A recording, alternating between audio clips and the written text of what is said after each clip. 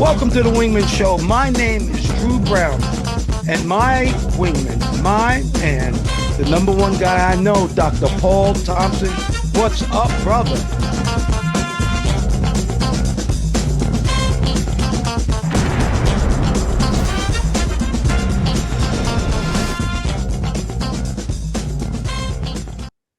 Welcome to the Wingman Show. My name is Commander Drew Brown, and we are floating like butterflies and stinging like bees.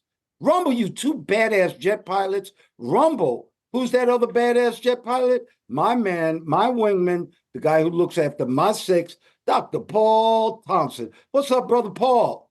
Hello, Mr. Drew. Good to see you this morning. We're going to have a nice show. It's good to be able to wake up and see someone with a smile on their face. Yep, I'm smiling, you're smiling, and hopefully everybody who listens to the show will start smiling. All right, here's the quote for today. Happiness is not finding success by a certain time, but finding something you love so much that time itself seems to disappear. That's by Brianna Waste.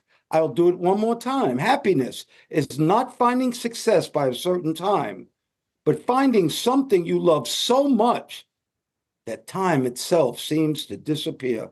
Once again, Brianna Weist, what a great quote, Dr. Paul. What a great quote. That's what we talk about all the time, that, hard work, if you find something that you love to do, hard work becomes palatable.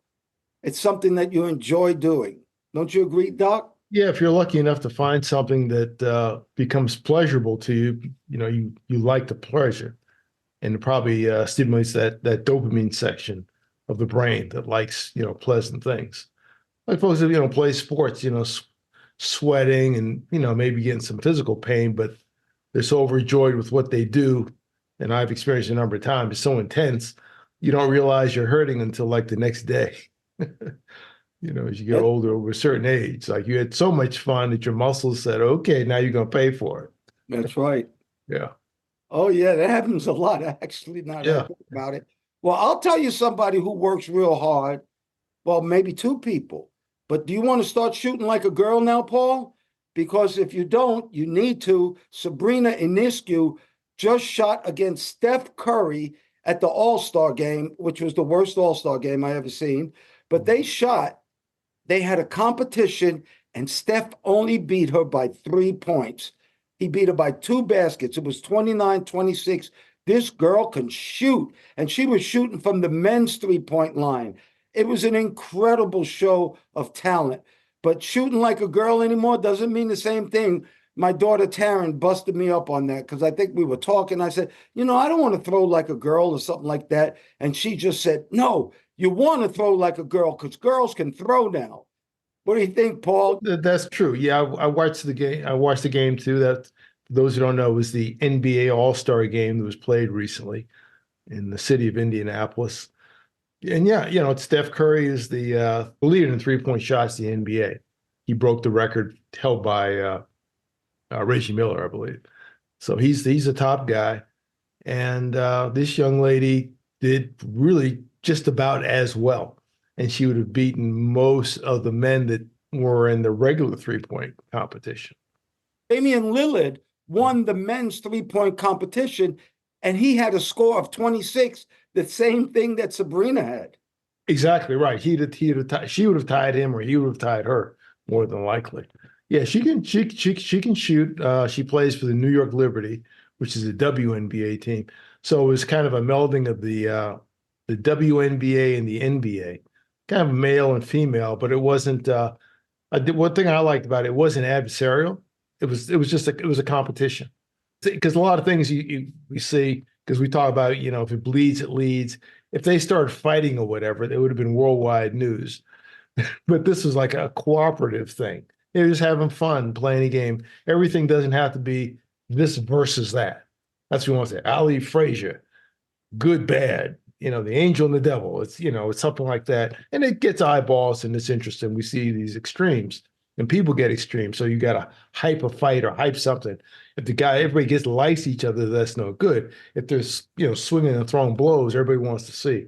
We start screaming fight. But this was nice. She did really well, and I guess one of the commentators, one of the popular commentators of the NBA TNT show, said something. Well, she just should have shot from the women's line. That's the most ridiculous thing I ever heard That in my made no life. sense.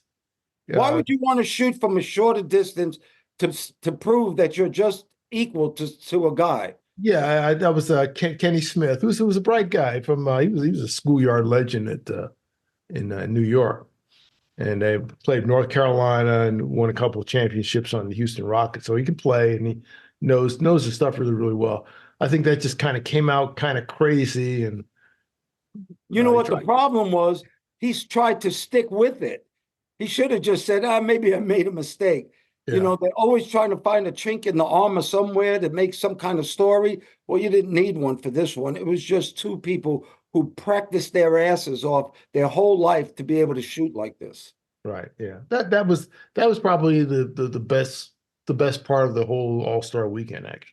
Yeah, that's another thing, Dr. Paul. I just want to tell you, these are the greatest basketball players. And, you know, I played basketball. I even played for the Globetrotters for one day, but at least I played. But my point being, these were the greatest basketball players in the world, and they didn't compete in the All-Star game. They just kind of showed up, and I couldn't even watch a quarter of it, actually.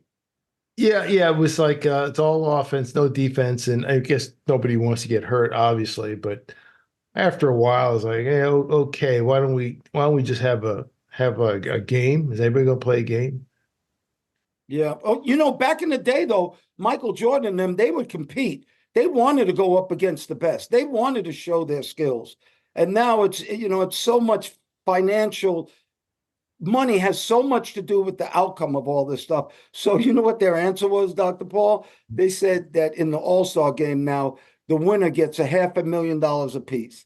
Each player would get $500,000. So now money is going to make them compete instead of pride. Yeah, that might help.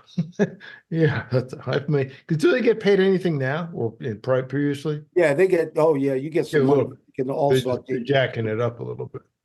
You make some money playing for an All-Star team, and you get a free vacation. They bring the family. There's a lot of benefit. All right, Dr. Paul. You know we did a letter from Paris from Dominique Letter, and this is the end of the letter. We're going to put the whole letter on our newsletter this week. So get on newsletter at wingmanshow.com and you can read the whole letter. But I'm gonna read the end part of this letter. And Dominique is in Paris, and he wrote this letter for people over 55. So if you're not over 55, still listen to the letter and discern the things that don't really mean something to you. All right, this is the end of the letter.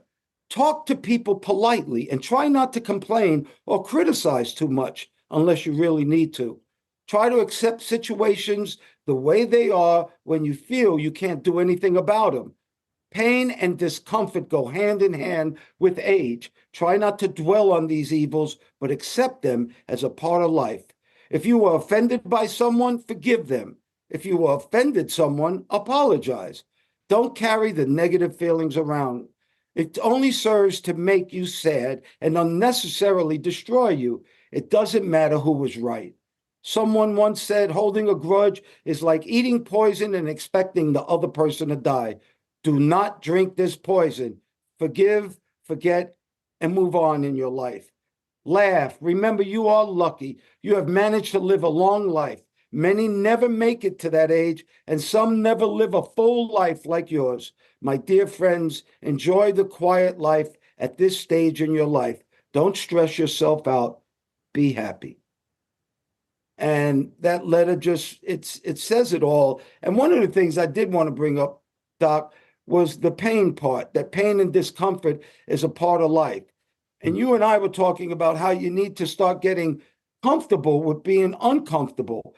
Everything that you learn that's new is uncomfortable in the beginning, whether it's playing the piano, learning a new language, learning how to shoot a jump shot. Whatever's new is always uncomfortable in the beginning. You have to learn how to get through that period of time before things start getting better. You will suck at piano when you first start, but sooner or later, it'll start making good music. What do you think, Paul? Yeah, right. You're learning at that time. You're building new neural pathways in your brain to incorporate your new challenge, your new skill, whatever you're trying to pick up. So it's supposed to be rough, and that's okay. It's not natural yet.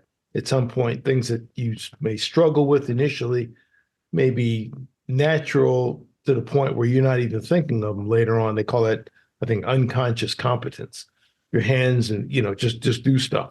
You did everything right. You have no idea why you did something you might have struggled with years ago. It might have taken you 20 minutes to do what you do now in 20 seconds. You don't know how you're doing that. That's just like you say, time on planet or doing reps, repetition and practice. It becomes a part of you. You're building those neural pathways. So yeah, you're going to stumble. It's okay if you stumble. That's why it's important to have good instructors, good teachers. Being a good teacher and instructor is difficult. Being a jerk is easy. So anybody can find fault. It's easy to be a critic. Most people are critics. Like, I don't like this. This one doesn't play this way. This one doesn't play. You never played like that in your life. Come on, you just say you never even dreamed like that. Dr. J could have done this. You could never dream the stuff that these guys used to do. That's the truth. So some things you got to kind of take out of your mind. Yeah, and a lot has to do with self-esteem, Dr. Paul. If you have good self-esteem, when you fail at something or when something's hard, you don't look down upon yourself. You just keep going. But that's a lot of that's time on planet, Dr. Paul. You need that age. You need that time here on this planet to get a little smarter. All right, check out them badass jets we got behind us today. And I have a B-1 bomber, and Dr. Paul told me it's called the Bone. And that's because of B, and then you spell out one, and that spells bone. But that B-1 bomber is a badass jet. And then Dr. Paul has something that both of us flew, and that's the A4. And my favorite part of flying the A4 is it could do 720 degrees. You can spin around twice in 1 second. That was a badass airplane to fly, wasn't it, Paul? I did. I enjoyed it. I enjoyed it a lot. It was very powerful. It was a powerful single engine airplane compared to the small 2-engine jet that we were flying in training. I enjoyed it a lot. A little bit tight. A little bit tight. Probably tight for you too. Oh, I think my it was God. designed for somebody who's probably, if you're like 5'8" or 9" or so, okay. Above that, because I had a partner, he was, maybe a little shorter, but wide, play football.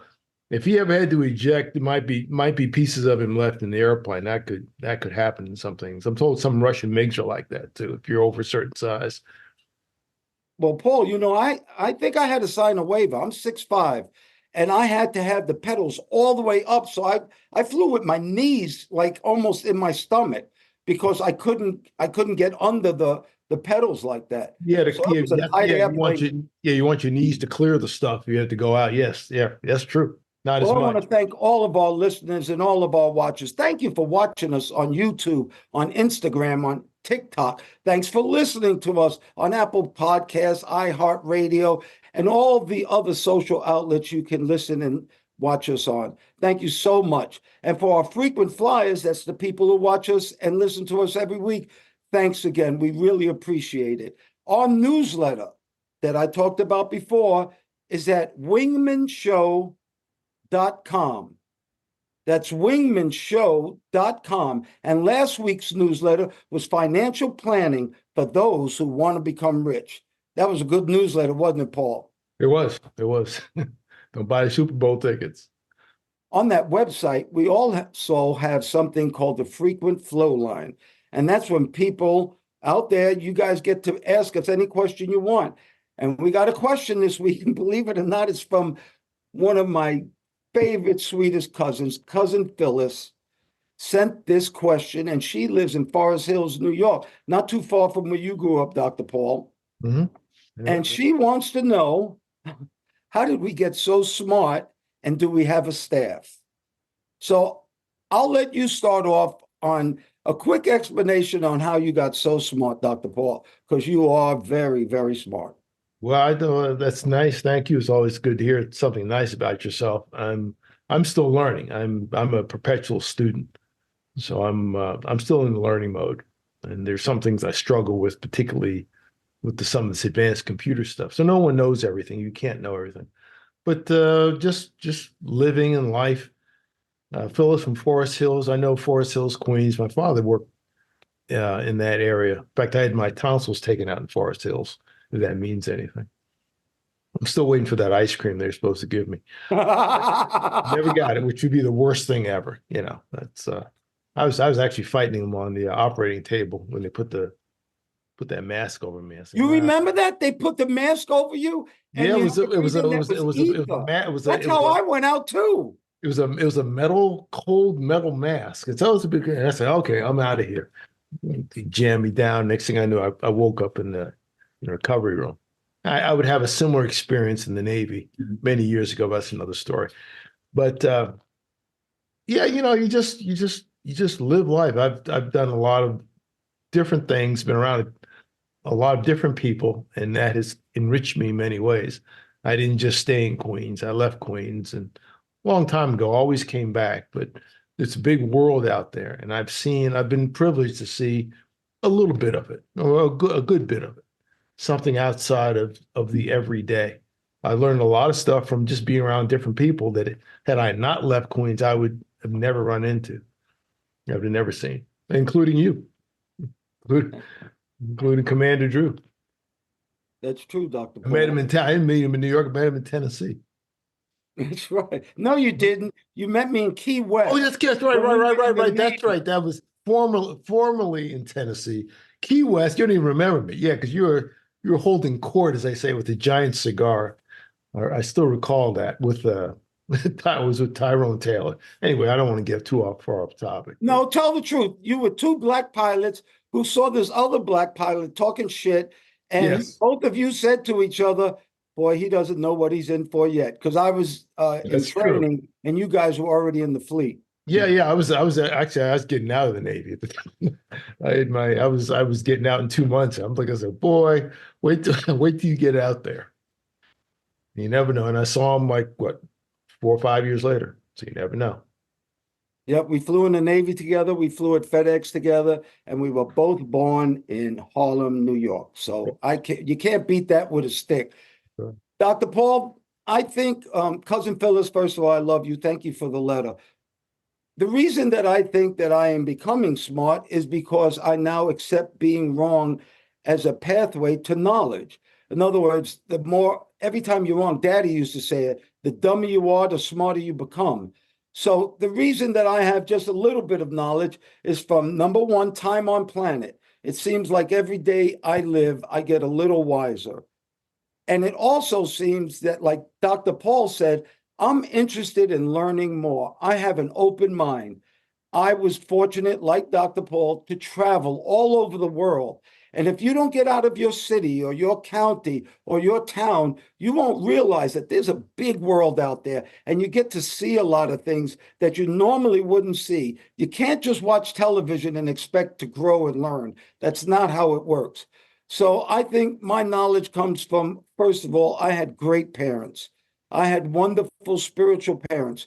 They weren't the Brady Bunch, and now I learned they were a lot better than the Brady Bunch. So I think that's how I got most of my knowledge. And my father didn't, well, Daddy gave me two choices about school. One was college, the other was death. So I picked college. So with my education and my traveling and time on planet, and also realizing that when you're wrong, you learn stuff. That's when I think I got a little bit smarter. And as far as our staff, we have Brandon. He's our big man. Brandon does everything for us, doesn't he, Dr. Paul? He does our marketing. He does our TikTok, Instagram. He is the bomb. And if you see us on social media, it's not because Dr. Paul and I are doing it, right, Paul? Yeah. Brandon is the brains of the outfit. He's like the Wizard of Oz behind the curtain. Because Dr. Paul and I don't do social media very much. I just hear the words. All right, Dr. Paul, you know what that brings us to? A Wingman PSA. From the 11 facts in life, this is fact number 6. And that states that good will overcome evil and avoid 8 deadly sins. The sin this week is lust. And I say lust is sex without love. Lust, sex without love. That was a hard subject that I spoke about a lot at schools, Dr. Paul. And I told young men that a roach could have sex, but it takes a real man to be a father. And I also said something to young ladies that some people had a problem with, but it's true. If you don't want to get pregnant, don't open up your legs. And I'm sorry to say it like that, but young people need to hear it straight.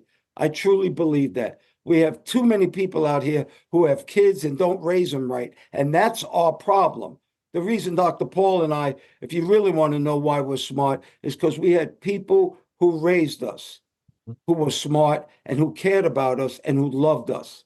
What do you think, Paul? Yeah, you're absolutely right. You know, it's a lot of times you become like the company you keep, or at least the company you're around all the time. Yeah, my parents were both educated and insisted on education, and everybody in the neighborhood did too. It was pretty common. Teenage pregnancies were pretty much unheard of. They became that seemed to change in the late 70s, to be honest with you. A lot of other stuff has kind of changed, has gone along with it. Some were negative things. When you have children raising children, it's very hard to pass on knowledge if there is no knowledge to pass on. In other words, as that time on planet, that experience, that maturity. If everybody's kind of really growing up at the same time as adolescents, it doesn't work out well, and we see that throughout society, all the time. Well, now it's time to let the gouge. That's Navy terminology for shit you need to know. This is the gouge. How about this one, Dr. Paul? I love this. House plants. We're going to give you 7 house plants that are easy to maintain, easy to have. But I had no idea. I know that plants produce oxygen and take in carbon dioxide. But I didn't know that plants did all this. Do you know having plants in your house will lower your blood pressure, and it can also reduce stress? And also it increases his focus and enhances creativity and can also boost our mood. That means if you have plants in your house, you actually can be happier. Dr. Paul, plants are really, really important. They don't only just take out the pollutants in the air, but they give us oxygen. And you know what? When you take care of something living, it gives you something special.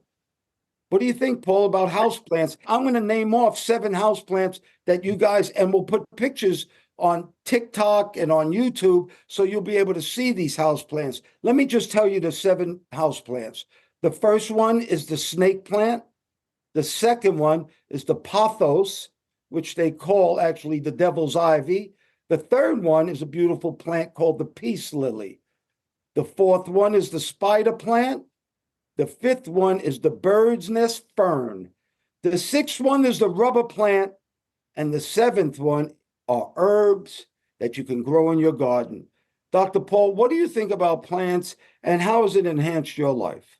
I guess that makes sense because if you go, I've been in one in a while, but if you go into like a flower shop, a florist, it always smells so nice. Maybe they have minimal stress and feel good all the time. Yeah, my wife has a number of plants out, and I guess it does help. Yeah, that peace lily does a lot of good stuff of those 7 plants. I was looking at those. May have to get some of those, blood pressure, stress. That came from some big NASA study, and they were looking at ways to just naturally clean up air, I guess, in a confined space.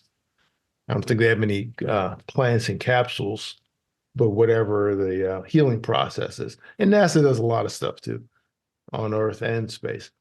Yeah, but good plants, plants make it a little bit better.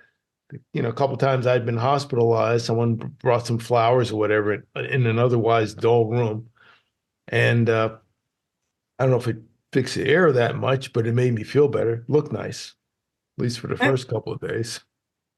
And Dr. Paul, if you have plants, you have some responsibility. You have to water, you have to fertilize, you have to make sure they get sunlight. So it gives you a little responsibility. And it is wonderful to see something grow. It just makes you feel so good to help something else grow in life. Well, this is the Wingman Show, Dr. Paul. And every week we have a Wingman. And boy, what a Wingman we have for you this week. Dr. Paul, you want to start us off on this, Wingman? Because it's a wonderful, wonderful story. Yeah, this is a group. You've heard the phrase "charity begins at home." Mm-hmm. Well, there's an effort called Operation Coming Home, and it's a group that does good things for veterans, people who've been injured in combat, injured or killed in combat, and they do home things from basically they build homes for them. And the case we're looking at involves a staff sergeant, Wantre Bradley. Wantre Bradley was killed in Iraq around 2010. This group called Operation Coming Home, which is based out of North Carolina, it's a merging of the Home Builders Association in Raleigh, North Carolina, along with the U.S. Veterans Corps. And they get together and they build homes for the families of veterans who've been injured or killed. And they did one for this Wantre Bradley recently. And it's a beautiful thing. We'll show some pictures of it. But it's for his wife, and he has 2 children. And it's done really by volunteers. The home builders put it together, and they get volunteers to actually do the construction. It's at no cost to the family. And Garvin Homes is the company that does it. And they build new homes throughout North Carolina. I guess it's a North Carolina deal. But there's something that they say, Garvin Homes, and I want to read it. It's pretty good. It says, when our business and values align, we get to do something meaningful and powerful with the best people we know. For a hero we never got to meet. Thank you, Staff Sergeant Wantre Bradley, for your sacrifice and heroism. Building a home for your wife, Ava, and your children was an honor and a privilege. Wow. I thought that was so nice. That is real nice. And it took 14 years for them to get it. And I would say better late than never. But what an operation. And, a lot of our men, and both us, Dr. Paul and I, were both in the military. And there are some men and women who don't come back home because they've given their life for the values of freedom and democracy and the things that we hold very dear to us. And so for people like Garvin Homes to get people together to build this family a home is just amazing. And Dr. Paul, I will tell you this, you're talking about the time on planet, something I've learned is some of those old sayings are really, really correct. The more you give, the more you receive. That's hard to say when you don't have anything to give, but it's not true because you can give love, you can give your time, you can give a lot of things to people. But I promise you this, the more I've given to people, the more I've received from people and from life. Huh, Paul? That's true. I agree. It's great. Better to give than receive. Makes you feel good and it benefits someone else. That's so true. And Dr. Paul, for you and all of our listeners, whatever you guys think is important, and for you and all of our listeners, whatever you guys think is beautiful. And for you and all of our listeners, whatever makes you happy, may you have that today and forever. And I pray for peace. I pray for peace too and tranquility. We appreciate all those for listening, liking, and sharing our message. Send this to someone that you know that's going through a bad time or needs to see something positive. Everything doesn't have to be gloom and doom. So celebrate your life, celebrate yourself. And if you would, for us, please give us a like. If you're looking on YouTube, it helps the algorithm. Like and share and click the notification button so you'll get a notification every time we put out a new episode. Thanks very much. And don't forget to subscribe. Yes. Thank you once again, Dr. Paul Thompson, my friend. Thank you for your love, your time, and that's something that we won't ever get back. I want to thank all the listeners, too. Thank you so much for doing the show, Dr. Paul. We're jamming. Well, thank you, Mr. Drew, for inviting me on. Always good to talk to you. And ladies and gentlemen, please remember to like, share, and subscribe to this podcast or any of the podcasts. If you're looking at YouTube, they say smash the like button. Don't smash it. Just press it gently and refer to use as a link to all your friends. You can also look at us on our website, wingmenshow.com, WINGMEN show, SHOW.com, altogether, wingmenshow.com.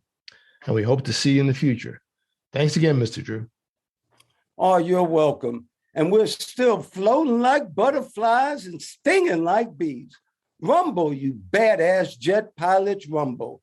May there be peace on earth, and goodwill towards all men and women.